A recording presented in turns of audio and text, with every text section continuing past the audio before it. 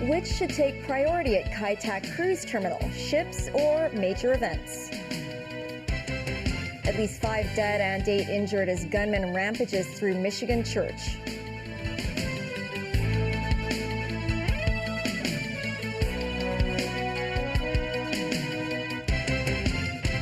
Hello and welcome to TVB News. I'm Melissa Hekalea. Authorities have earlier called for better use of vacant space at the Kai Tak Cruise Terminal for performances or exhibitions. But the facilitation of such events has led to controversy, with a number of cruises having been denied the opportunity to dock at the terminal, and the cruise ships redirected to the ocean terminal in Tsim Sha Tsui. Timothy Lee tells us more. Over the past few years, vessels have not experienced redirection owing to the facility's hosting of car shows or forums, with the recent case setting a precedent. An academic from the Vocational Training Council noted the docking period of vessels at the terminal is usually arranged at least 1 to 2 years in advance. He urged managers of the terminal to avoid disturbing cruise passengers with the facility's other commercial plans. He added that if the dates of prearranged activities and cruises do collide, the former can use other more flexible sites, such as the terminal's rooftop park, to organize their events. Speaking about the incident, lawmaker Gary Zhang stressed that while the cruise terminal should emphasize its diverse capabilities, its image should not be one that prioritizes commercial activities. Meanwhile, Secretary for Culture, Sports and Tourism, Rosanna Law, said authorities will continue to push for more tourism-related development at the Kai Tak Cruise Terminal. Timothy Lee, TVB News. More than 3,000 restaurants in the city are offering special discounts to celebrate the mainland's National Day Golden Week holiday, which extends to a total of 8 days in combination with the Mid-Autumn Festival break. A series of restaurant chains are set to offer 30% discounts, while some hotel buffets will offer a special buy one, get one free promotion. A similar offer could be found in a number of convenience stores. This as lawmaker Yu Pak Leung from the tourism constituency expects a diverse range of celebratory events during the Golden Week, including National Day fireworks displays and Mid-Autumn Festival lanterns. Legislative Council President Andrew Leung announced today that he will not run in the LegCo election at the end of the year. He said over the past 9 years, he's done his best to lead the legislature in overcoming many difficulties. He added that LegCo has successfully assisted the central authorities and the Hong Kong SAR government in overcoming opposition lawmakers' impact on the council's operations and on the governance of the city. He also stated that there are many able individuals within LegCo, and members of the upcoming legislative body will be able to find the right person to be their next president. In the U.S., a mass shooting and arson attack at a Mormon church near Detroit in the United States has left 5 people, including the gunman, dead, and at least 8 others injured. David Garrett reports. A place of worship just north of Detroit on fire. Inside, multiple people shot by a gunman. An ex-Marine who had driven through the front door of the Church of Jesus Christ of Latter-day Saints and began firing an assault weapon at parishioners during the Sunday morning service. Some of the dead were shot, others burnt alive, unable to get out. Fire trucks, ambulances and police on the scene. Stunned worshippers walked away from the church service knowing they were lucky to be alive. They were shielding the children who were also present within the church, moving them to safety. Just hundreds of people just practicing their faith. Just extreme courage, brave, and that's the type of community that we are. Police say they had officers there within 1 minute. Those officers gunned down the armed suspect in the parking lot around 7 minutes after arrival. The church has been completely destroyed. More victims were found in the burnt-out building. At this point, I'm not going to comment on IEDs. I will confirm that there were some suspected explosive devices that were located. But as far as using them to initiate the blaze, I can't say that. Other churches were searched because of bomb threats made in 911 calls. This incident is being investigated as an act of targeted violence. A motive has not yet been established. David Garrett, TVB News.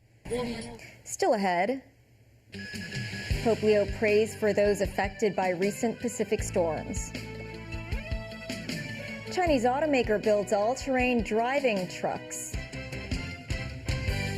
And a fabulous collection of Chinese textiles to be shown at Palace Museum.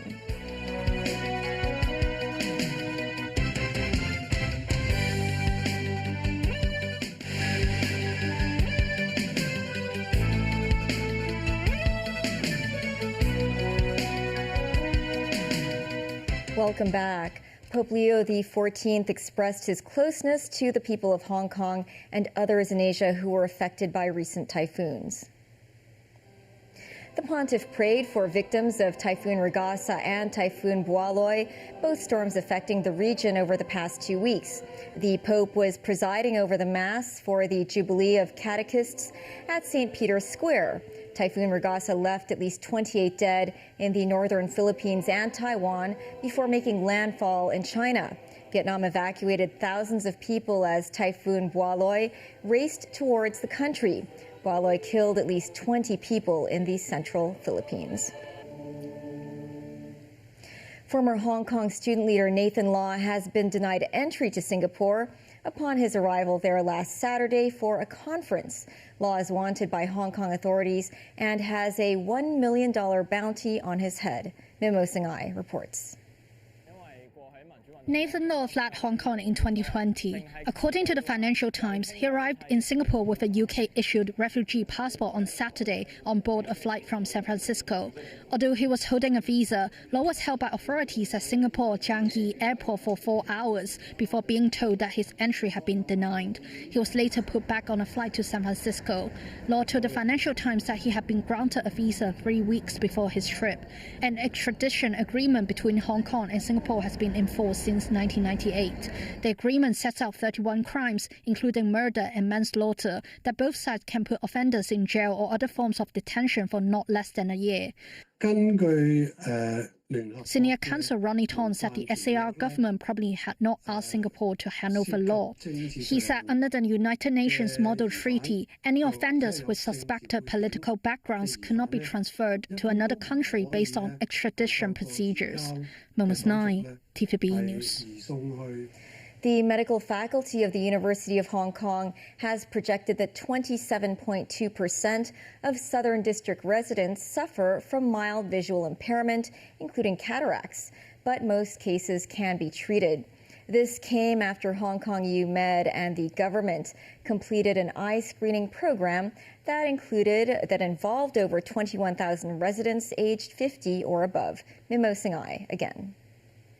Mr. Lam is a Southern District resident who took part in program and discovered that he had glaucoma. Launched in May 2019 and completed in May this year, the project provided free eye examination, including intraocular pressure measurement and fundus photography, to 21,637 residents aged 50 or above. The results showed that 27.2% of the participants were found to have mild visual impairment, but through appropriate spectacle correction, the percentage can be reduced to 11.1%. HKU Med found that refractive errors and cataract were the main causes of visual disability. We're talking about the average wait time for specialist outpatient clinic is about 1 to 2 years.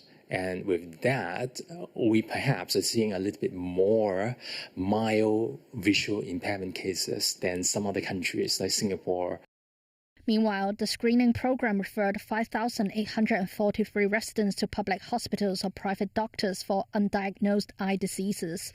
Among them, 2,564 individuals have vision-disabling cataracts and 2,338 with glaucoma or high-risk glaucoma indicators. What we're seeing here in this study and what we're seeing in other similar cities is that we are getting more and more eye diseases, especially related to aging and myopia. And so I think this is something that we should be alerting our population that we should be checking for eye diseases before it's too late. Moments 9, TVB News. without the refinery. A mainland new energy vehicle company has rolled out the first batch of NEV all-terrain driving tracks, offering motorists the chance to experience a range of circuits, including driving across water. Samantha Lowe reports from Henan. In extreme weather conditions, vehicles may need to navigate through water. Here at this circuit in Zhengzhou, visitors can see breakthroughs in water crossing with vehicles able to move forward and turn in water. Another zone is this sand dune area, some nearly 30 meters high, giving visitors the chance to enjoy the thrills of desert driving. Electric vehicles on site also demonstrates automatic parking, particularly helpful when it comes to negotiating narrow spaces. The company invested 5 billion yuan in building a batch of all-terrain circuits, including in Zhengzhou, Hefei, Shaoxing, and other regions. It not only provides entertainment value for car lovers, but also as a training base for racing drivers. Li Yunfei, BYD's general manager of branding and public relations, said that the brand will continue operating the circuits even if they are not profitable. He explained that the Chinese mainland only has 21 racing circuits, which he says is disproportionate to its advanced development in the electric vehicles industry.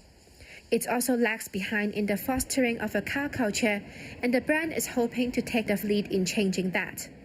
Tickets for the circuit experience range from around 600 to 6,000 yuan. Visitors need to make an appointment before coming. BYD's total sales of new energy vehicles reached 4.2 million last year, with the overseas market accounting for about 10%. The company currently focuses on 3 overseas markets: the Asia-Pacific, Europe, and Central America. Li Yunfei said they will evaluate whether to build more factories in those regions. Samantha Lowe, TVB News, Henan. A British collector is set to donate around 3,000 pieces of Chinese textiles to the Hong Kong Palace Museum over the next 10 years. The first batch will be showcased in the museum for approximately 6 months, beginning Wednesday and running until April next year.